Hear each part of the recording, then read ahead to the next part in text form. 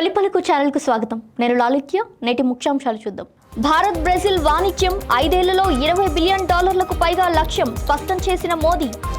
Bharat Brazil భేటీ అత్యుత్తమాల సమ్మేళనం. Brazil అధ్యక్షుడు Lula ప్రశంసలు. మార్చి 31 నాటికి గ్రామాల్లో చెత్త సేకరణ ప్రభుత్వ బాధ్యత. AP CM Chandrababu. Kamareddy BJP MLA camp కార్యాలయం వద్ద ఉద్రిక్తత.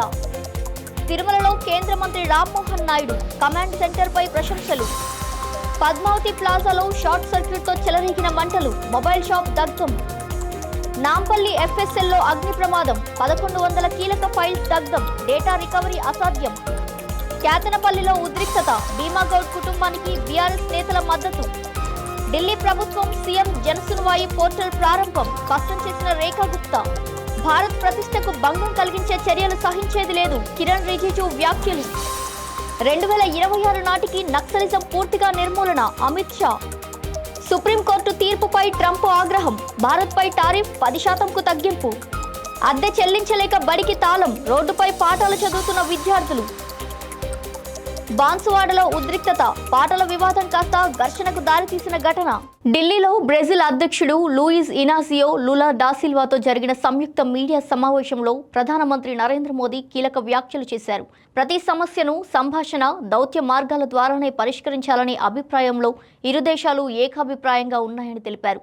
ఉగ్రవాదం, దాని మద్దతుదారులు మానవాళికి శత్రువులని భారత్, బ్రెజిల్ స్పష్టం చేశాయని పేర్కొన్నారు. ప్రస్తుత కాల సవాళ్లను ఎదుర్కోవాలంటే గ్లోబల్ సంస్థల్లో సంస్కరణలు అవసరమని, ఈ దిశగా కలిసి పనిచేస్తామని మోదీ వెల్లడించారు. అదే సమయంలో వచ్చే 5 ఏళ్లలో ద్వైపాక్షిక వాణిజ్యాన్ని $20 బిలియన్ పైగా పెంచాలని ఇరు దేశాలు లక్ష్యంగా పెట్టుకున్నాయి. కీలక ఖనిజాలు, భద్రత, వ్యూహాత్మక రంగాల్లో సహకారాన్ని మరింత బలోపేతం చేయాలని నిర్ణయించాయి. లాటిన్ అమెరికాలో భారత్కు అతిపెద్ద వాణిజ్య భాగస్వామి బ్రెజిల్ అని మోదీ తెలిపారు. ఢిల్లీలో ప్రధానమంత్రి నరేంద్ర మోదీతో సంయుక్త మీడియా సమావేశంలో మాట్లాడిన Luiz Inacio Lula da Silva నా ప్రియమిత్రుడు మోదీ అంటూ సంబోధించారు. ఈ దేశానికి 6వసారి రావడం నాకు ఆనందకరంగా ఉందన్నారు.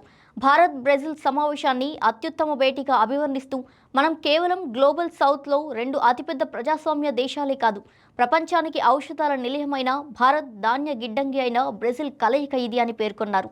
ఒకటి డిజిటల్ శక్తి కేంద్రం, మరొకటి పునరుత్పాదక మహాశక్తి అని పేర్కొన్నారు. ఇరు దేశాలు జీవ వైవిధ్య సంపద కలిగినవి, సాంస్కృతిక రంగాల్లో ప్రధాన కేంద్రాలుగా ఉన్నాయని తెలిపారు. బహుపాక్షికత, శాంతికి ఇరు దేశాలు కట్టుబడి ఉన్నాయని ఆయన స్పష్టం చేశారు. రాష్ట్ర పర్యటనకు, అలాగే కృత్రిమ మేధస్సు ప్రభావ సదస్సుకు ఆహ్వానించిన ప్రధాని మోదీకి కృతజ్ఞతలు తెలుపుతూ ఇది ఇరు దేశాల మధ్య ఉన్న సమన్వయం, పరస్పర విశ్వాసానికి నిదర్శనమని లూలా వ్యాఖ్యానించారు. వినుకొండలో నిర్వహించిన స్వచ్ఛాంధ్ర స్వర్ణాంధ్ర కార్యక్రమానికి హాజరైన ఏపీ ముఖ్యమంత్రి నారా చంద్రబాబు నాయుడు కీలక ప్రకటనలు చేశారు. మార్చి 31 నాటికి గ్రామీణ ప్రాంతాల్లో చెత్త సేకరణ పూర్తి బాధ్యత ప్రభుత్వానిదేనని స్పష్టం చేశారు. ప్రతి మండలానికి ఒక స్వచ్ఛ రథం ఏర్పాటు చేసి వారానికి ఒకసారి ప్రతి గ్రామానికి పంపిస్తామని తెలిపారు. స్వచ్ఛ రథం ద్వారా పాత వస్తువులు ఇచ్చిన వారికి నిత్యావసరాలు అందిస్తామని, పరిశుభ్రతతో పాటు ఆదాయం కూడా కల్పించే విధంగా చర్యలు తీసుకుంటున్నట్టు ఆయన పేర్కొన్నారు. 2025 జనవరిలో ప్రారంభించిన ఈ కార్యక్రమం డిప్యూటీ సీఎం పవన్ కళ్యాణ్, మంత్రి నారాయణ ఆధ్వర్యంలో కొనసాగుతుందన్నారు. రాష్ట్రంలో పేరుకుపోయిన 108 లక్షల మెట్రిక్ టన్నుల చెత్తను తొలగిస్తున్నామని, స్వచ్ఛమైన నీరు అందించడమే లక్ష్యమని పేర్కొన్నారు. రైతులకు ప్రతి ఎకరానికి సాగునీరు, గిట్టుబాటు పంటలు, మైక్రో ఇరిగేషన్, బిందు సేద్యం వంటి సాంకేతిక విధానాలను అందిస్తున్నట్టు తెలిపారు. రాయలసీమను హార్టికల్చర్ హబ్గా అభివృద్ధి చేస్తున్నామని, ₹5కే భోజనం వంటి పథకాల ద్వారా పేదలకు అండగా నిలుస్తున్నామని సీఎం చెప్పారు.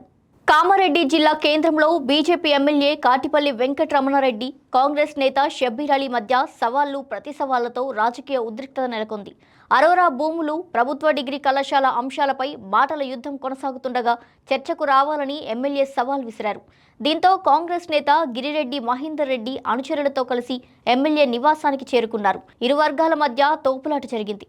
ఈ సందర్భంలో మహేందర్ రెడ్డి కారును ధ్వంసం చేసి నిప్పంటించిన ఘటనతో పరిస్థితి అదుపు తప్పింది. ఘర్షణల్లో పలువురు పోలీసులకు గాయాలు కావడంతో భారీగా బలగాలతో మోహరించారు. పోలీసులు మహేందర్ రెడ్డితో పాటు పలు నేతలను అదుపులోకి తీసుకున్నారు. ఎమ్మెల్యేను హౌస్ అరెస్ట్ చేసినట్టు సమాచారం. తిరుమల శ్రీవారి ఆలయంలో కేంద్ర మంత్రి రామ్మోహన్ నాయుడు స్వామివారిని దర్శించుకున్నారు. అనంతరం తిరుమల తిరుపతి దేవస్థానం ఏర్పాటు చేసిన ఇంటిగ్రేటెడ్ కమాండ్ కేంద్రాన్ని పరిశీలించారు. ఇలాంటి కమాండ్ సెంటర్ను తమ శాఖలో కూడా ప్రారంభించేందుకు ప్రయత్నిస్తున్నట్టు తెలిపారు. వైకుంఠం క్యూ కాంప్లెక్స్లో ఏఐ వినియోగంపై పనిచేసిన బృందంతో చర్చిస్తామని తెలిపారు. దేశంలో విమానయాన రంగం వేగంగా అభివృద్ధి చెందుతుందని, ప్యాసింజర్ డేటా ఆపరేషన్లను కమాండ్ సెంటర్ నుండి నిర్వహిస్తే మెరుగైన సేవలు అందించవచ్చని పేర్కొన్నారు. టీటీడీ కమాండ్ కేంద్రం తమకు ఆదర్శమని మంత్రి అభిప్రాయపడ్డారు. హైదరాబాద్లో మరో అగ్ని ప్రమాదం చోటు చేసుకుంది. కేపీహెచ్పీ పోలీస్ స్టేషన్ పరిధిలోని పద్మావతి ప్లాజాలో ఉన్న శ్రీ సాయి కమ్యూనికేషన్స్ మొబైల్ షాపులో అకస్మాత్తుగా మంటలు చెలరేగాయి. షార్ట్ సర్క్యూట్ కారణంగానే ఈ ప్రమాదం సంభవించినట్టు పోలీసులు అనుమానిస్తున్నారు.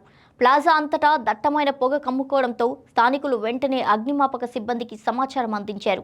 ఘటనా స్థలికి చేరుకున్న ఫైర్ సిబ్బంది మంటలను అదుపులోకి తీసుకువచ్చారు. ప్రమాద సమయంలో దుకాణంలో ఎవరూ లేకపోవడంతో ప్రాణ నష్టం తప్పింది. అయితే మొబైల్ ఫోన్లు, ఇతర ఎలక్ట్రానిక్ ఉపకరణాలు పూర్తిగా దగ్ధమయ్యాయి. ఘటనపై పోలీసులు కేసు నమోదు చేసి దర్యాప్తు కొనసాగిస్తున్నారు. హైదరాబాద్ నాంపల్లిలోని తెలంగాణ ఫోరెన్సిక్ సైన్స్ ల్యాబొరేటరీలో ఫిబ్రవరి 7న జరిగిన అగ్ని ప్రమాదంలో 1100 కీలక ఫైల్స్ పూర్తిగా దగ్ధమైనట్టు నాగ్పూర్ నుంచి వచ్చిన ప్రత్యేక బృందం గుర్తించింది. దగ్ధమైన ఫైల్స్లోని డేటాను రికవరీ చేయడం సాధ్యం కాదని స్పష్టం చేసింది. ఈ ప్రమాదంలో computer, forensic lab, server room, property room సహా పలు విభాగాలు దెబ్బతిన్నాయి. వెంట్రుకలు, రక్త నమూనాలు, వేలిముద్రలు, DNA, ఆయుధాలు, ఎలక్ట్రానిక్ పరికరాలు వంటి కీలక ఆధారాలను విశ్లేషించే ఈ కేంద్రం దర్యాప్తులో కీలక పాత్ర పోషిస్తుంది. ఘటనపై ఇన్స్పెక్టర్ శ్రీనివాస్ రెడ్డి ఫిర్యాదు మేరకు కేసు నమోదు చేశారు. నాడు ప్రమాద ఘటనలో 6 ఫైర్ ఇంజన్లతో సిబ్బంది 3 గంటల పాటు శ్రమించి మంటలు అదుపులోకి తీసుకువచ్చారు. FSL డీజీ శిఖా గోయల్ సహా ఉన్నతాధికారులు ఘటనా స్థలాన్ని పరిశీలించారు. ఇదిలా ఉండగా ఈ ఘటనపై కేటీఆర్ తీవ్ర ఆరోపణలు చేశారు. ఓటుకు నోటు కేసు నుండి రేవంత్ రెడ్డిని తప్పించడానికే ఫోరెన్సిక్ ల్యాబ్ను తగలబెట్టారని ఆరోపించారు. అలాగే సింగరేణి కుంభకోణాన్ని బయటపెట్టినా కేంద్రం నుంచి స్పందన లేదని విమర్శించారు. ఈ ఆరోపణలతో రాజకీయంగా మరింత ఉద్రిక్తత నెలకొంది. కేతనపల్లి మున్సిపాలిటీ 11వ వార్డు బీఆర్ఎస్ కౌన్సిలర్ భీమాగౌడ్ కుటుంబాన్ని మాజీ మంత్రి కొప్పుల ఈశ్వర్, మాజీ ఎమ్మెల్యే పుట్ట మధు పరామర్శించి అండగా ఉంటామని భరోసా ఇచ్చారు. బీఆర్ఎస్, సిపిఐ నాయకులు కూడా సంఘీభావం తెలియజేశారు. కాంగ్రెస్ పార్టీలో చేరకపోతే కుటుంబాన్ని అంతు చూస్తామని, ఇల్లు కూలగొడతామని మంత్రి వివేక్ అనుచరులు బెదిరించారనే ఆరోపణలు వినిపిస్తున్నాయి. ఇక నిన్న ఎలాంటి ముందస్తు నోటీసులు ఇవ్వకుండా ఇంటి కాంపౌండ్ వాల్ కూల్చేస్తామని హెచ్చరించి ఫెన్సింగ్ తొలగించినట్టు సింగరేణి అధికారులపై కూడా ఆరోపణలు వచ్చాయి. ఈ ఘటనతో ప్రాంతంలో రాజకీయ ఉద్రిక్తత నెలకొంది. బాధిత కుటుంబానికి న్యాయం చేయాలని బీఆర్ఎస్ నేతలు డిమాండ్ చేశారు. ఢిల్లీలో సీఎం రేఖా గుప్తా సీఎం జనసున్వాయి పోర్టల్తో పాటు మొబైల్ యాప్ను ప్రారంభించారు. ఆన్లైన్, ఆఫ్లైన్ విధానాల్లో ప్రజలు తమ ఫిర్యాదులను సులభంగా ప్రభుత్వానికి తెలియజేయవచ్చని తెలిపారు. ఈ వ్యవస్థ ద్వారా కాల్ సెంటర్లు పనిచేస్తాయని, పూర్తి ఫీడ్బ్యాక్ మెకానిజం, అపిలేట్ అథారిటీలు కూడా అందుబాటులో ఉంటాయని సీఎం వెల్లడించారు. ఢిల్లీలోని ప్రతి మూల నుంచి సమస్యలను విని పరిష్కరించడమే లక్ష్యమన్నారు. అదనంగా ఢిల్లీ ప్రభుత్వానికి చెందిన 75 ఈ డిస్ట్రిక్ట్ సేవలను నగర వ్యాప్తంగా ఉన్న 7,000 CSC కేంద్రాలతో అనుసంధానం చేశారు. ఏ పౌరుడైనా ఈ కేంద్రాలకు వెళ్లి కేవలం 30 రూపాయలతో ఈ సేవలు పొందవచ్చని సీఎం పేర్కొన్నారు. ఢిల్లీలోని మీడియా సమావేశంలో కేంద్ర మంత్రి కిరణ్ రిజిజు కీలక వ్యాఖ్యలు చేశారు. భారత మండపంలో గ్లోబల్ కృత్రిమ మేధస్సు, సాంకేతిక రంగాల నేతలు భారతాన్ని ప్రశంసిస్తున్న వేళ గర్వంగా అనిపించిందన్నారు. ప్రధాని మోదీ నాయకత్వంలో భారత్ కృత్రిమ మేధస్సు రంగంలో బలమైన అడుగులు వేస్తుందని తెలిపారు. ప్రపంచ దేశాధినేతలు, ప్రముఖులు భారత పురోగతిని కొనియాడుతున్న సమయంలో యువ కాంగ్రెస్కు చెందిన కొందరు అక్కడికి చేరుకొని అవాంఛనీయ ఘటనకు పాల్పడ్డారని ఆరోపించారు. ఇది కేవలం తప్పు కాదు, దేశానికి వ్యతిరేకంగా జరిగిన తీవ్రమైన చర్య అని పేర్కొన్నారు. దేశ ప్రతిష్ట దెబ్బతిన్నందుకు కాంగ్రెస్ పార్టీ ఆత్మ పరిశీలన చేసుకుని క్షమాపణ చెప్పాలని ఆశించామని, అయితే కొందరు నాయకులు దానిని యువత ఆగ్రహంగా సమర్థించడం మరింత దురదృష్టకరమని విమర్శించారు. ప్రపంచం ముందు దేశాన్ని అపఖ్యాతి పాలు చేయడం కన్నా సిగ్గుచేటైన విషయం మరొకటి లేదని రిజిజు వ్యాఖ్యానించారు. దేశంలో 2026 మార్చి 31 నాటికి నక్సలిజాన్ని పూర్తిగా నిర్మూలిస్తామని కేంద్ర హోంమంత్రి అమిత్ షా స్పష్టం చేశారు. 87వ CRPF దినోత్సవ పరేడ్లో పాల్గొన్న ఆయన కేవలం 3 ఏళ్లలోనే మావోయిస్టులపై గట్టి దెబ్బ కొట్టినట్టు తెలిపారు. జమ్మూ కాశ్మీర్లో రాళ్ల దాడులు సున్నాకి చేరాయని, మణిపూర్లో వర్గ హింసను అదుపులోకి తీసుకొచ్చినట్టు చెప్పారు. ఛత్తీస్గఢ్, తెలంగాణ సరిహద్దుల్లో జరిగిన ఆపరేషన్ బ్లాక్ ఫారెస్ట్లో 31 మంది నక్సల్స్ హతమయ్యారని వెల్లడించారు. దేశ భద్రత కోసం CRPF సిబ్బంది చేసిన త్యాగాల వల్లే ఒకప్పుడు హింసకు కేంద్రాలైన ప్రాంతాలు ఇప్పుడు శాంతి, అభివృద్ధి దిశగా కొనసాగుతున్నాయని అమిత్ షా పేర్కొన్నారు. సుప్రీంకోర్టు తీర్పుపై అమెరికా అధ్యక్షుడు డొనాల్డ్ ట్రంప్ తీవ్ర ఆగ్రహం వ్యక్తం చేస్తూ ప్రపంచ దేశాలపై అదనంగా 10% సుంకాలు విధిస్తున్నట్టు ప్రకటించారు. ఓవల్ ఆఫీస్లో ఉత్తర్వులపై సంతకం చేసినట్టు తెలిపారు. ఇవి ఫిబ్రవరి 24 నుండి అమల్లోకి వస్తాయని చెప్పారు. అమెరికా భారత్ ట్రేడ్ డీల్ నేపథ్యంలో భారత్పై ఉన్న 18% టారిఫ్ను 10%కు తగ్గిస్తున్నట్టు వైట్ హౌస్ ప్రకటించింది. ఈ తగ్గింపు 150 రోజుల పాటు అమల్లో ఉండనుండగా ఫార్మా రంగం యుఎస్ఎంసీఏ కింద వచ్చే వస్తువులకు మినహాయింపు ఇచ్చారు. ఇండియా సుంకాలు చెల్లిస్తుంది, కానీ మేము చెల్లించము అంటూ ట్రంప్ సంచలన వ్యాఖ్యలు చేశారు. భవిష్యత్తులో చర్చల ఆధారంగా టారిఫ్లను మళ్లీ పెంచే అవకాశాలున్నాయని వైట్ హౌస్ వర్గాలు సంకేతాలు ఇచ్చాయి. సిద్దిపేట జిల్లా వర్గల్ మండలం జబ్బాపూర్లో అద్దె భవనంలో కొనసాగుతున్న ప్రభుత్వ ప్రాథమిక పాఠశాల విద్యార్థుల పాలిట శాపంగా మారింది. కొన్ని నెలలుగా అద్దె చెల్లించకపోవడంతో భవన యజమాని తరగతి గదులకు తాళం వేసిన ఘటన కలకలం రేపింది.